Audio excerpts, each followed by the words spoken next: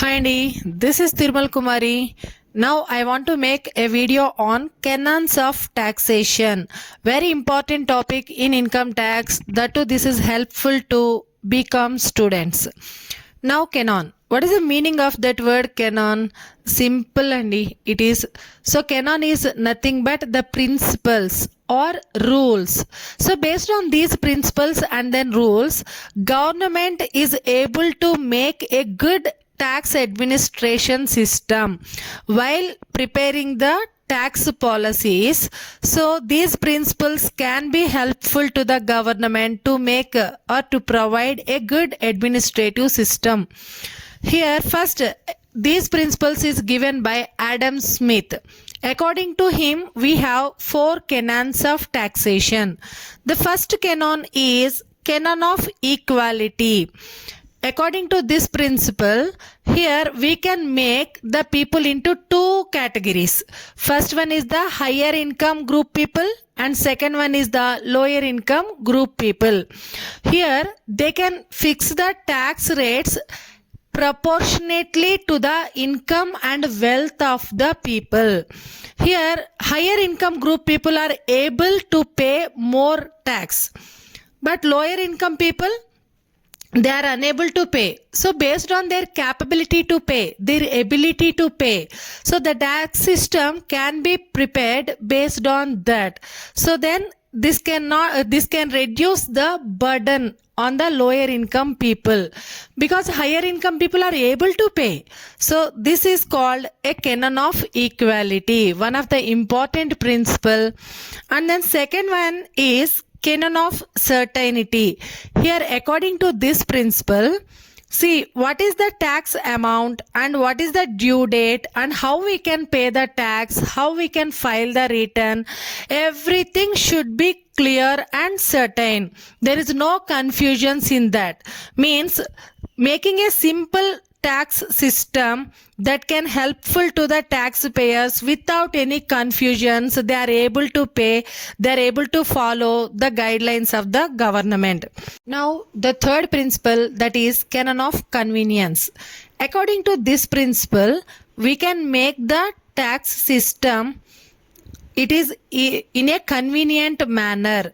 People feel happy to pay the tax. When they are feel free to pay the tax, at the time of earning the income, they are able to pay the tax. Based on that, tax system should be in a convenient manner to the taxpayers. Now come to the fourth one, that is canon of economy.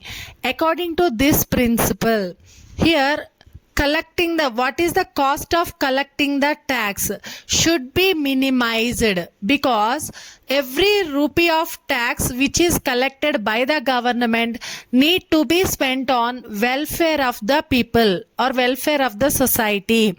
So based on that, if they are collecting more tax, but for collecting up of that, the cost incurred by the government is also more, means there is no use of collecting the tax. So that's what here they can make a system to minimize the cost of collecting the tax or maintenance of administration of tax policy. This principle clearly said that canon of economy. These are the principles according to the Adam Smith, and we have the other principles also. Other canons are also classified into 6 categories. First one is canon of productivity. Here what is the canon of productivity? It means collecting the sufficient revenue or income to the government. Based on the government requirements, how much the amount needed to be collected. So we can make the policy in a productive way. If you can make that system in a productive way means how much the revenue is required by the government, we can make the policy according to collecting that much of amount. That is called as canon of productivity. And second one is canon of simplicity. Canon of simplicity is nothing but even a common man is also able to understand what are the tax rates and provisions. The rules and regulations must promote the honesty among the taxpayers. So that is the canon of simplicity. And next one is the canon of elasticity. Here, based on this, the system should be flexible. It has the flexibility. Government policies or tax policies of the government should always contain the flexibility. Means at the time of emergency situation, government is able to increase the revenue by imposing the more tax rates. That is the flexibility. Based on the circumstances, if government wants to increase the tax rates or reduce the tax rates, there may be a possibility to them. That is called canon of elasticity. And next one is canon of diversity. Canon of diversity is nothing but making different ways of collecting the tax, different tax rates in a different ways that can provide more income or revenue to the government.